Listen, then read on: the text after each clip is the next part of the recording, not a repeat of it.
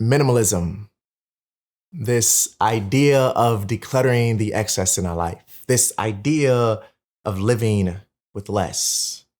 Such a simple concept, right? Yet so incredibly powerful. Just the other day, I sat down and watched some of my very first YouTube videos, my early days of poetry, vlogs, including the first time I decluttered my closet.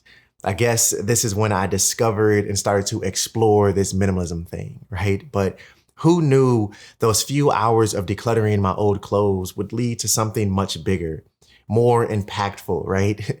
Who knew minimalism had this sort of power? See, my goal for this conversation is to give you something to chew on, some food for thought, in other words, meant to help you understand what I mean when I say minimalism is powerful, in case you're either confused or just curious about why that is. For starters, the word power to me in the context of this conversation means two things: control and freedom. Now, ever since I made a commitment to this journey, this idea of decluttering the excess in my life, this idea of living with less, I slowly started to find myself gaining or regaining control of my life. Control I didn't realize I lacked to begin with. And as a result of that, I also started to find myself feeling free, both mentally and physically. Let me explain. Although minimalism by default is viewed as a way to approach the physical aspects of life, many of those principles and ideas this way of living offers can easily be applied to our mental space, an aspect of life that is just as important, if not more important, than that is physical. See, for me, and I'm sure you can relate to this as well, I started this journey with my attention focused solely on the physical. Decluttering my old clothes, selling unneeded furniture, discarding unused junk, right? But little did I realize that was just a small piece in my cluttered world. And I still had tons of baggage mentally that I needed to declutter, discard, sort through, organize, deal with. But how, right? Here's that food for thought I promised you.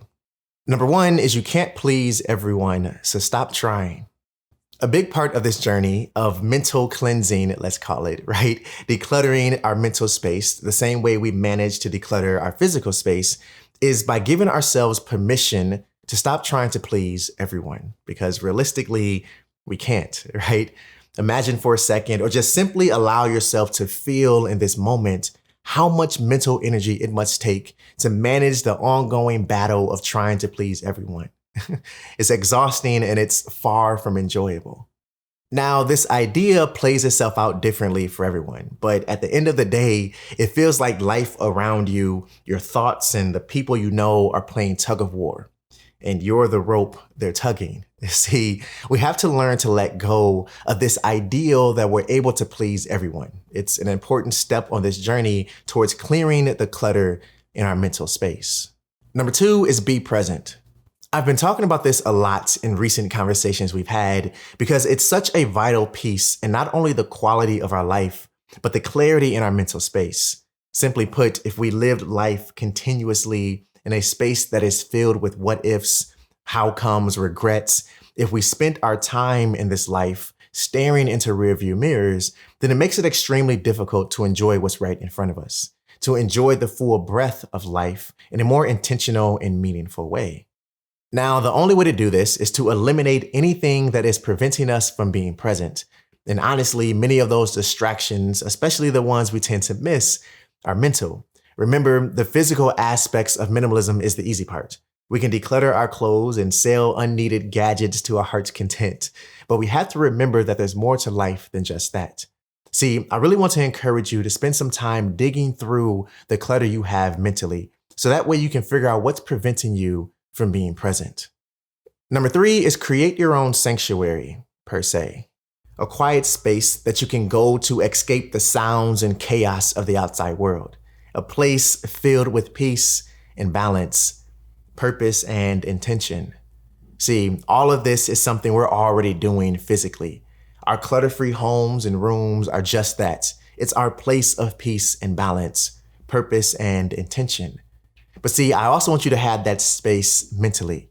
Your life and your mind should carry the same amount of peace and balance for you as your home or bedroom does.